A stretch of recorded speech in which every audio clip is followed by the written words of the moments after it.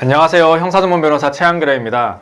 오늘은 형사사건에 있어서 가장 처음이 시작이라고 할 수 있는 경찰 조사에 대해서 제가 한번 설명을 드리겠습니다.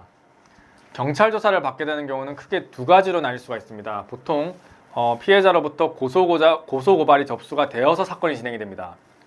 어떠한 사건이 발생했고 그 피해자가 고소를 하거나 주변인이 고발을 하게 되는 경우로서 대부분 사건이 여기에 해당합니다. 또 다른 경우는 인지사건입니다. 경찰이 심어둔 정보원이나 조사 과정 중에 밝혀지는 사건에 대해서 수사가 진행되어질 수가 있는데 이를 인지사건이라고 합니다. 성범죄에 있어서 예를 들자면 성매매 같은 건들이죠. 성매매 업소를 검거를 해서 장부가 입수되어서 그 장부로부터 성매매 수사를 조사하는 경우가 이런 경우에 해당한다고 보시면 되겠습니다.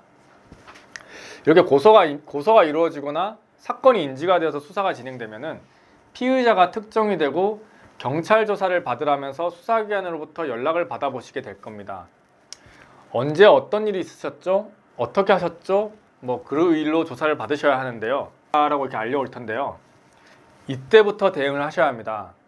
보통 혐의 사실을 전화통화로 물어보고 시작하는 경우도 있기 때문에 당황하면서 네 그랬는데요? 라고 인정을 해버리시면 조사가 굉장히 힘들어질 수가 있습니다.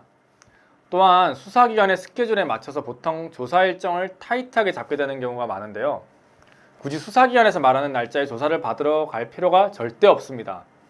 본인의 스케줄에 맞춰서 사건에 대응할 기간을 넉넉히 두고 조사 일정을 잡으시는 게 좋습니다. 그래서 조사 요청을 연락을 받으신다면은 그때 일은 기억은 하거나 내가 잘못한 부분이 있는지는 잘 모르겠다. 추후 조사 일정에 출석해서 조사에 성실히 임하겠습니다. 내가 대비할 시간이 필요하니까 조사 일정을 여유롭게 잡아줬으면 바랍니다. 이런 식으로 얘기를 하시고 그 이외에 사건과 관련된 질문에는 절대 답변을 하시면 안 됩니다. 답변을 하실 필요도 없고요. 일단 경찰로부터 조사를 받으라는 말을 듣게 되면 일반인들은 두려움에 마음이 급박해지는 경우가 많습니다.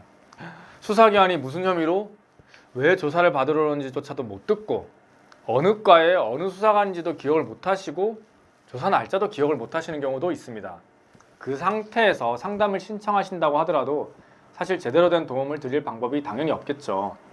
그렇기 때문에 상담 전에 고소장 내용을 정보 공개 청구 요청을 하셔가지고 고소장을 먼저 확인을 하시고 본인이 무슨 혐의로 어떠한 조사를 받게 되는 입장인지 명확하게 파악을 하고 오셔야지만 제대로 된 상담이 가능합니다. 변호사가 동석한다고 해가지고 있던 혐의가 사라질 수는 없을 뿐더러 정확하게 대응 전략을 짜기 위해서라면 무엇보다 현 자신의 상황이 어떤지 파악하시는 게 우선시 되어야 합니다. 무작정 변호사만 찾는 것이 정답은 아닌 거죠. 고소장 내용도 확인을 하시고 사건 당일 내용을 시간 순서에 맞게 잘 정리를 하셨다면 일단 조사 전에 해야 할 일들은 모두 하신 겁니다. 변호사가 동석을 한다고 해가지고 조사에서까지 변론을 해드릴 수 있는 것은 아닙니다. 조사를 받는 도중에 옆에서 적절히 조사를 끊고 조언을 드리는 정도의 도움밖에 드릴 수가 없어요. 하지만 낯선 경찰서에서 본인의 조력자가 동행한다는 사실이 심적으로 굉장히 크게 위안을 얻어서 조사 당시에 내가 전에 준비를 해놓았던 진술들을 더 깔끔하게 하실 수는 있겠죠. 그래서 무혐의나 기소유예를 노리는 경우라면은 변호사 동행만을 요청하게 되면은 비용도 어느 정도 절감하면서 효과를 보실 수 있다는 생각이 듭니다. 하지만 경찰 조사를 이미 마치고 별거 아니다라고 생각을 해서 조사를 받았는데 조사를 마치고 나니까 좀 뭔가 이상하다. 잘못했다가는 억울하게 혐의가 인정되고 처벌을 받을지도 모르겠다라는 생각이 드셔서 경찰 조사를 마치고 찾아오시는 경우도 종종 있습니다.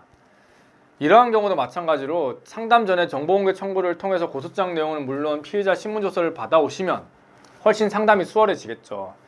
피의자 신문조서 당시, 그러니까 피의자 신문 당시에 이렇게 대답을 했고 이러한 부분이 잘못 받아들여지면 혐의가 인정될 수가 있으니까 이러한 대답은 이러한 취지에서 한 것입니다 라는 정도의 보완을 하시도록 제가 도움을 드릴 수가 있습니다. 진술은 일관되어야지만 신빙성이 생깁니다. 진술마다 다른 대답을 하시게 된다면 당연히 검사나 판사는 진술자의 진술의 신빙성을 의심할 수밖에 없습니다.